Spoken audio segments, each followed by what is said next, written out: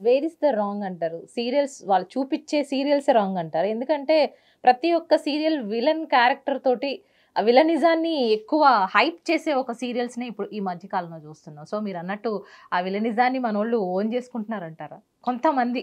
అంటే ఇంకొకటేందంటే, మనం nature of the సీరియల్‌ని మనం గట్టిగా చూద్దాం చూడండి. ఇవన్నీ డ్రామా అంతా ఎక్కడైతదో ఒక ఇల్లుంటది. చిన్న సెటప్ లోపల వాడెక్కడికి పోడు. యూఎస్‌కెళ్ళి రిటర్న్ అంటారు. అక్కడ వాడు యూఎస్ ఎయిర్‌పోర్ట్ కూడా పోడు. ఖాళీ ఒక చిన్న బొమ్మ చూపిస్తారు అంతే ఫ్లైట్ దిగినట్టు. అంటే ఈ డ్రామా అంతా 4 గోడల మధ్యన ఒక ఇంటి లోపల జరుగుతుంటది.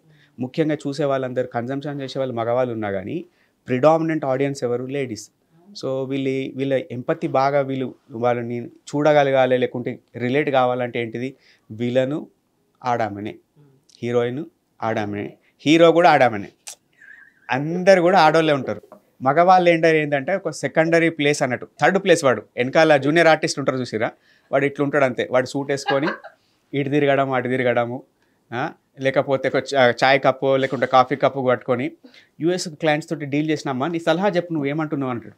అంటే యూఎస్ క్లయింట్లో డీల్ చేసింది కూడా అమ్మ దగ్గర పర్మిషన్ తీసుకొని ఉండాలి. అంటే తల్లులు ఏం కోరుకుంటారంటే, అబ్బా అట్లా రాజేష్ లెక్క నా కొడుకు కూడా ప్రతి దాంట్లో తీసుకుంటే ఎట్లా. ఇంకొకటి చెప్తా మీకు, నేను చాలామందితో మాట్లాడుతుంటా కాబట్టి ఎక్కువ వ్యూవర్షిప్ ఎక్కడ పెరుగుతుందంటే, ప్రతి ఒక్క ఆడవాళ్ళ లోపల బబుల్ అప్ అయిపోయిన ఎమోషన్స్ని బయటికి అగ్రెసివ్గా వెంటౌట్ చేయాలన్న కోరిక ఉంటుంది. అంటే ఒక దెబ్బ కొట్టాలనో లేకుంటే తిట్టాలనో ఎన్నో ఉంటాయి లోపల వీళ్ళకు. కానీ బయటికి చెప్పుకోలేరు, లోపల నలిగిపోతుంటారు. చేస్తే మళ్ళీ ఏమన్నా అవుతుందన్న భయం ఉంటుంది. కానీ సీరియల్ లోపల ఇప్పుడు అత్తని కోడలు ఒక దెబ్బేసింది, ఆ రోజు టీఆర్పీ ఇట్లా పెరుగుతుంది. అంటే ఏ సీరియల్ అన్నా కానీ ఇంకొక విలన్ ఉన్నది, ఆ విలన్ని తిడుతుంది, ఈమె పాపం కుళ్ళిపోయింది, మొత్తం సత్యనాశ అయిపోయింది. ఆఖరికి ఒక టైం వచ్చేసి రిటాలియేట్ చేస్తుంది. నువ్వు ఇట్లా చేస్తున్నావు, నువ్వేమనుకుంటున్నావే, ఇదే అదే అనగానే వీళ్ళు కథం కమ్మా అని అంటే వీళ్ళు రిలేట్ చేసుకుంటారు. ఇప్పుడు ఈమె పడ్డ పెయిన్, అరే పిచ్చిదానా అక్కడ రూమ్ దాటిపోయి అక్కడ రూమ్లోకి పోయి తిట్టి రాపో అని మీకు కోరుకుంటుంది.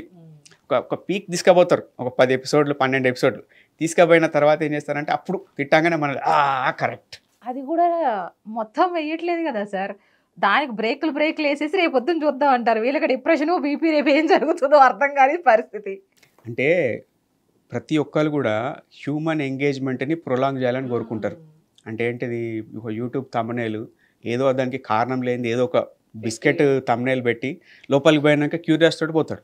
సో ఇదే క్యూరియాసిటీ కిల్స్ ద క్యాట్ లెక్క, curiosity kills the attention span of this woman. ఆటోమేటిక్గా వీళ్ళు ఏంటంటే తెలుసు అది ఏం జరగదు, కానీ ఏంటిదంటే ఒక టైం పాస్ అవుతుందా లేదా. చాలా మంది చూసాను సార్, కింద ఏజ్డ్ వాళ్ళే కూర్చొని ముసలి వాళ్ళు చాలా వీడియోస్ కూడా మీరు చూసుకుంటారు. కర్ర వేసుకుని నేను కొట్టాలి తిట్టాలి అనుకుంటా వాళ్ళకి వాళ్ళు ఓన్ చేసుకోవడం, బీబీలు తెచ్చేసుకోవడం, స్ట్రెస్ ఏం జరుగుతుందా అని ఏముండదు మీరు అన్నట్టు. అంటే దీనికి ఒక సైకలాజికల్ టర్మ్ ఉంది, దాన్ని ఏమంటారు అంటే పారా సోషల్ రిలేషన్షిప్స్ అంటారు. అంటే ఏంటిదంటే ఆ వ్యక్తి మనతోటి ప్రత్యక్షంగా లేడు, మనం ఎన్నడూ జీవితంలో ఆ వ్యక్తిని చూసింది లేదు.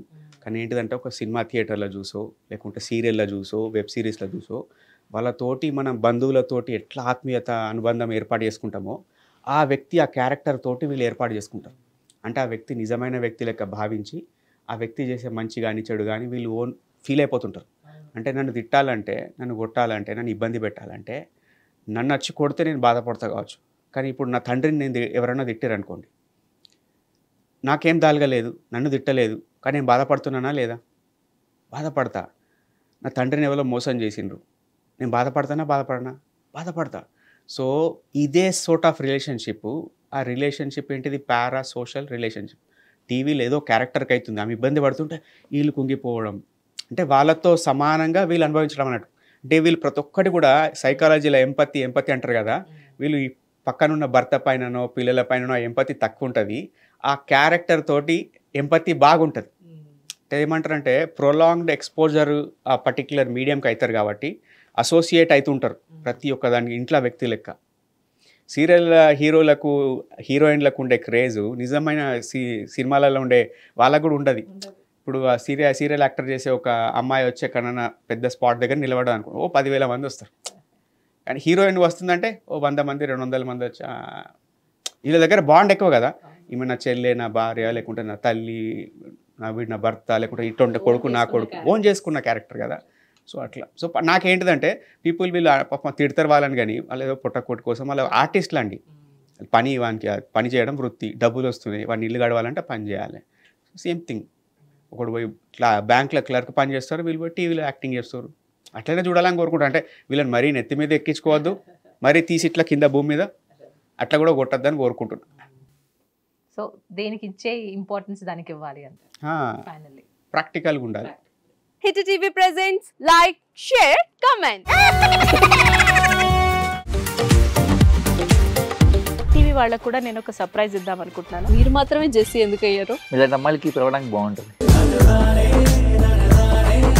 చందు సాయికి like you and have a జనాలకి ఒక పేరు నచ్చిందంటే దీనికి ఒక ప్రాసెస్ ఉంటుంది. ఎందుకు ప్రాసెస్ డైరెక్ట్గా వెళ్ళిపోదాం. ఏదైనా ఒకటి మర్చిపోయినావా నువ్వు? ఏం మర్చిపోయావు? ఏదో ఆ టైంకి మన సుడి బాగుంటే ఎవరన్నా చూపిస్తే రాయగలం కానీ డోర్ టు డోర్ సేల్స్ చేసేవాళ్ళు. శారీ వస్తుంది, శారీలో వెనకాల కట్టుకుని